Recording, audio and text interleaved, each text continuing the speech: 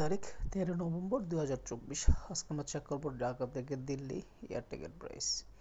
তো 13 নভেম্বর 2024 হতে আমরা 5 দিন পিছিয়ে 18 November 2024 Dhaka to Delhi air ticket price দেখছি যেটা ওয়ান ওয়ে একজন প্যাসেঞ্জারের জন্য। যদি দেখি সরাসরি বেশ কিছু ফ্লাইট আছে ঢাকা টু দিল্লি। এর মধ্যে আপনার এয়ার ইন্ডিয়া যেটা 12,496 টাকা, যেটা 2 ঘন্টা 50 মিনিট সময় লাগবে।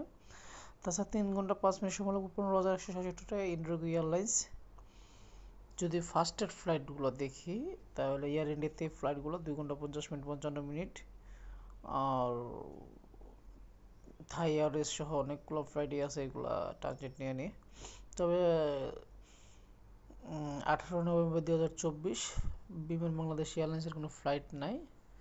যদি আমরা একদিন পিছিয়ে দেই হয়তো বিমান বাংলাদেশ এয়ারলাইন্সের ফ্লাইটটা পাওয়া যেতে পারে। আমার জানা নাই কত তারিখে বিমান বাংলাদেশ এয়ারলাইন্স ঢাকা থেকে দিল্লি যায়।